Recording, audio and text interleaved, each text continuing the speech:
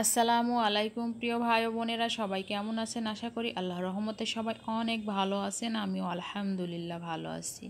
মাশাআল্লাহ, দেখুন এই গাছগুলোয় কত সুন্দর ফুল ফুটেছে আর এর ঘ্রাণটা যে এত সুন্দর মধুর, মাশাআল্লাহ মাশাআল্লাহ।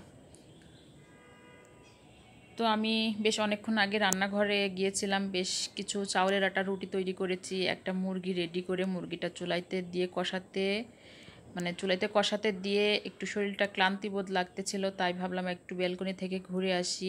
তো ওখানে আসলে আমার মনটা বা শরীরটা অনেকটা ভালো লাগে এই পরিবেশটা দেখলে। আর আপনাদের সাথেও একটু শেয়ার করতেছি। আশা করি আমার আজকের এই ব্লগ ভিডিওটি আপনাদের সবার কাছে অনেক ভালো লাগবে। আর আমি আজকে সকাল থেকে রাত পর্যন্ত কি রান্না বান্না করলাম বা খাওয়া দাওয়া করেছি সেটাই আপনাদের সাথে শেয়ার করব। চলুন দেখে আসি।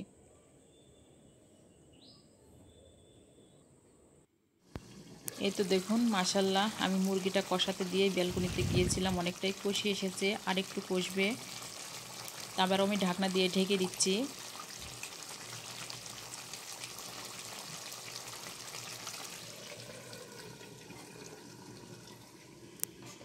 এই যে এখানে দেখুন কতগুলো আমি চাউলের আটা রুটি তৈরি করেছি। আর যে কোনো গোশ রান্না করলে আমার বর চাউলের আটা রুটির সঙ্গে খেতে অনেক পছন্দ করে, এই জন্যে চেষ্টা করি সবসময় চাউলের আটা রুটিটা তৈরি করার জন্য। তো এগুলো আমি আগেই তৈরি করে নিয়েছি। আর সকালে এখনও নাস্তা করি না, এই তো নাস্তা করব। গতকাল তালের বড়া করেছিলাম বা পিঠা করেছিলাম, সেগুলা প্লেটে উঠিয়ে নিয়েছি। আর তালের বড়াটা আমার মনে হয় গরম খাওয়ার চাইতে পরের দিন বা যেটা বাসিটা বলে সেই বাসিটা খাইতে আমার কাছ থেকে বেশি পছন্দ বা বেশি ভালো লাগে। তো এখানে তালের বড়াটা রেডি করে নিয়েছি। আর এই যে এখানে দেখুন, গতকাল রাত্রে আমার বড় অনেকগুলো আখ কেটে আমার জন্য ফ্রিজে রেখে দিয়েছিল। এখন আমি এই আখটা খেয়ে নিব। ঠান্ডা ঠান্ডা আখ খেতে কিন্তু মাশাল্লাহ অনেক মজা লাগে। আর বরের জন্য এখানে আমি কিছু ছানার সন্দেশ তৈরি করেছিলাম, সে ওটা খাবে, আমি ছানার সন্দেশ খাই না। এখন ও তালের বড়া এবং সন্দেশটা খেয়ে নেবে আর আমি আখ খাবো। ইনশাল্লাহ কোনো একদিন এই রেসিপিটা শেয়ার করার চেষ্টা করব যে ছানার সন্দেশটা কিভাবে আমি তৈরি করি। এই তো ঠান্ডা ঠান্ডা আখগুলো আমি খাবো আর রান্না করব এখন। মাশাল্লাহ, তরকারিটা কষানো হয়ে গেছে। এখন আমি এর মধ্যে পানি দিয়ে দিব পরিমাণ অনুযায়ী। আর এটা ছিল যে কি মুরগি বলে, টাইগার মোরগ যেটা বলে, অনেক বড় একটা মোরগ ছিল, সেই মোরগটা আমি রান্না করতেছি।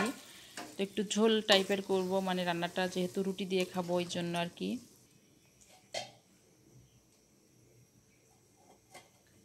তো ঢাকনা দিয়ে ঢেকে দিচ্ছি ফুটে আসার জন্য। আর পাশের চুলায় একটু গরুর দুধ জ্বালা করে নিয়েছি। আর এটা আমার বরের জন্য, আমি তো দুধের কোনো কিছু খাইতে পারি না, এটা বর খাবে।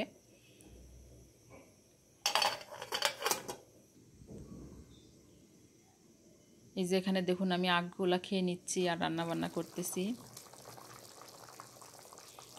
চুলাইতে যে তরকারিটা ঝোলের পানি দিয়ে দিয়েছিলাম, পানিটা ফুটে গিয়েছে, দিয়ে দিয়েছি ধনিয়া গুঁড়া এবং বেশ কিছু কাঁচামরিচ দিয়ে এখন ঢাকনা দিয়ে ঢেকে ঢেকে এই মাংসটা আমি রান্না করে নিব।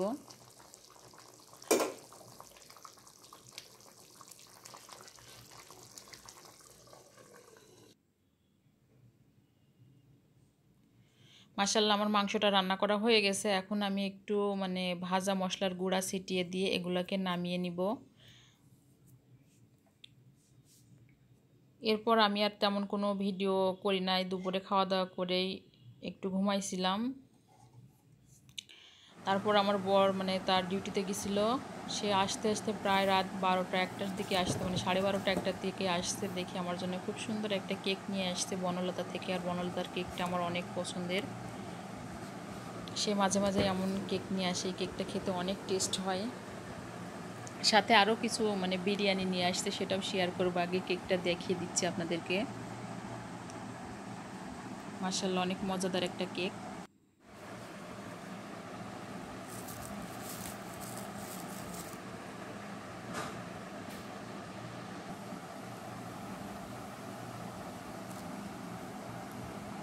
এই যে দেখুন এখানে বিরিয়ানি নিয়ে আসছে, মাশাআল্লাহ বিরিয়ানিটাও অনেক মজা ছিল।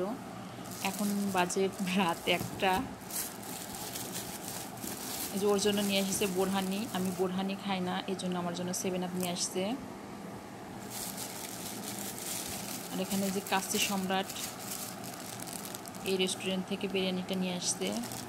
মাশাআল্লাহ মোটামুটি খেতে বেশ ভালোই ছিল। বেশ কয়েকদিন নিয়ে আসা হয়েছে আমার এই বিরিয়ানিটা। এই রেস্টুরেন্টটা কয়েকদিন আগেই উদ্বোধন হয়েছে, তার মধ্যে বেশ কয়েকদিন আমার নিয়ে আসা হয়েছে। তো এখন আমি বিরিয়ানিটা সার্ভ করে আপনাদেরকে দেখাচ্ছি। সাথে মানে লেবু দেয়নি, শসা আর কাঁচামরিচ দিয়েছে, একটু টক দিয়েছে। তো পরিবেশন করে আপনাদেরকে দেখাচ্ছি এটা দেখতে মানে লুকটা কেমন ছিল। আর আপনাদের কাছ থেকে এখানে আমি বিদায় নিয়ে নিচ্ছি। দোয়া করি সবাই ভালো থাকেন, সুস্থ থাকেন। আল্লাহ হাফেজ। আসসালামু আলাইকুম ওয়া রাহমাতুল্লাহি ওয়া বারাকাতুহু।